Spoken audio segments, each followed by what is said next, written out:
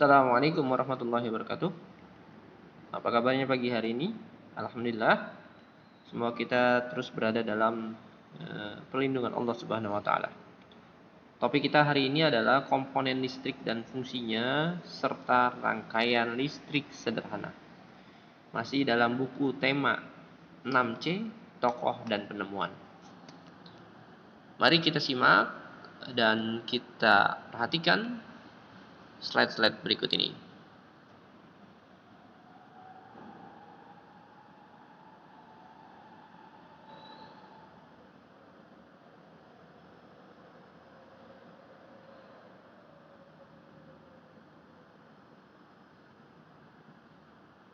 Ya.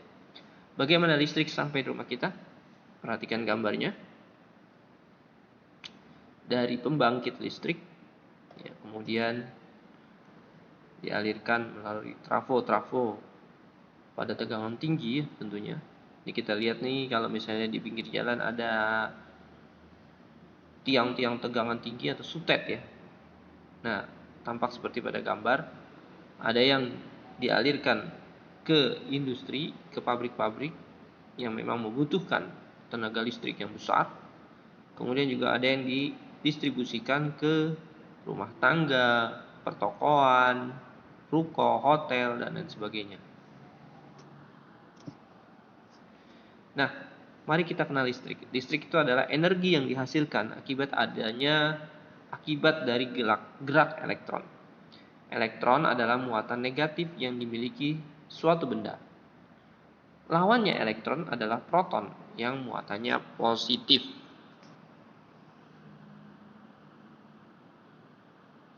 Nah, benda-benda yang dapat menghasilkan listrik namanya sumber listrik. Benda yang dapat mengalirkan listrik disebut juga konduktor atau hantaran penghantar listrik. Yang tidak menghantarkan listrik disebut isolator, konduktor dan isolator. Maka listrik yang kita gunakan dihasilkan dari pembangkit listrik. Jadi perusahaan seperti PLN itu adalah yang menghasilkan listrik yang kita pakai sehari-hari. Nah, rangkaian listrik kita pernah buat mungkin di kelas-kelas sebelumnya adalah penerangan dalam rumah biasanya menggunakan lampu listrik. Lampu-lampu listrik tersebut dapat menyala karena adanya energi listrik yang mengalir dalam rangkaian listrik. Nah, rangkaian listrik inilah yang merupakan komponen-komponen elektronika yang dirangkai dengan sumber listrik menjadi satu kesatuan yang memiliki kegunaan tertentu. Yuk kita lihat di halaman 8, kamu buka semuanya. Sudah? Baik, rangkaian listrik sederhana. Jadi ada kutub positif dan kutub negatif pada batu baterai yang kemudian mengalirkan arus sehingga menyebabkan lampu bohlamnya menyala. Nah, perpindahan listriknya menggunakan kabel karena kabel itu tempat mengalirkan energi listrik. Sementara sumber listriknya itu dari batu baterai, ya. Arus listrik dari kutub positif, ya kan, itu biasanya akan mengalir menuju lampu lewat kabelnya.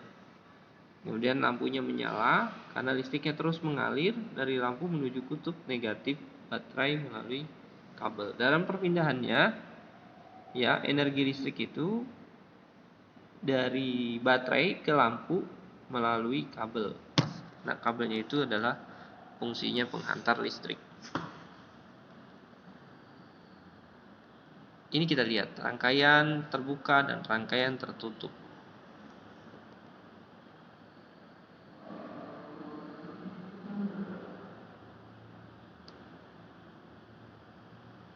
Berdasarkan susunan komponen penyusunnya, rangkaian listrik dibedakan menjadi 1 seri dan 2 paralel.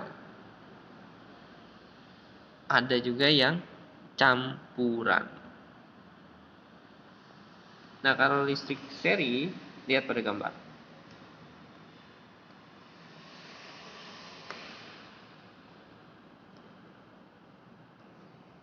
Nah, listrik atau input lampu pertama berasal dari baterai, sedangkan input lampu kedua berasal dari listrik yang keluar atau output dari lampu pertama.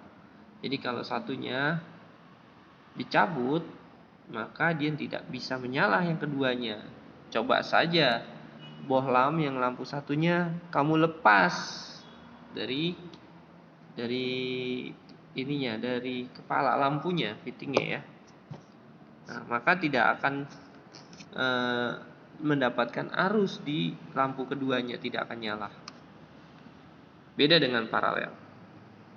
Selanjutnya kalau paralel, dia adalah rangkaian listrik disusun secara bertingkat atau sejajar. Semua input komponennya berasal dari sumber yang sama. Ya, jadi kalaupun salah satu dicabut, lampunya atau mati atau diganti bohlamnya, yang lain tetap akan menyala. Kayak di rumah kita, lampu kamar dimatiin, lampu depan masih bisa nyala. Gitu. Nah, semua lampu mendapat listriknya langsung dari sumbernya, yaitu baterai. Kalau di rumah, dari sumber utamanya yang sering PLN-nya, yang ada biasanya letaknya di luar ya.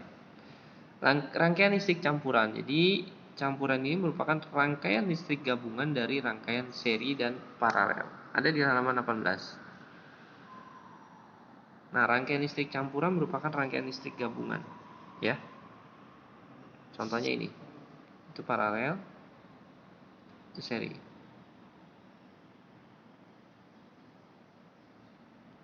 Seri dan paralel.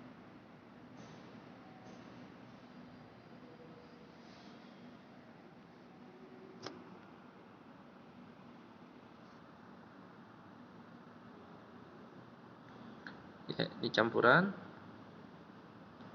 Tanda panah pada gambar menunjukkan arah arus listriknya mengalir dari baterai menuju lampu.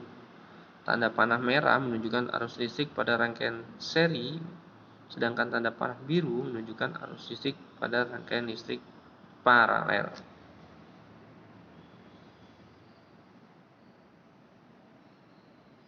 Kita lihat.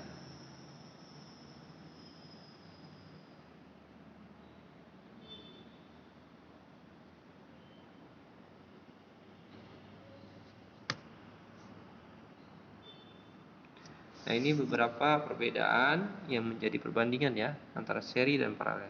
Kalau seri kelebihannya dia menghemat biaya karena kabelnya sedikit. Kekurangannya jika satu rusak maka komponen lain nggak berfungsi. Jadi kalau bohlamnya padam, maka bohlam yang lain ya atau lampu di tempat yang lain akan padam juga. Kalau paralel, dia banyak komponennya, membutuhkan kabel yang banyak, ya kan? Makanya dia banyak menghabiskan biaya, kekurangannya gitu. Tapi kalau salah satu komponennya rusak, maka yang lainnya tetap nyala.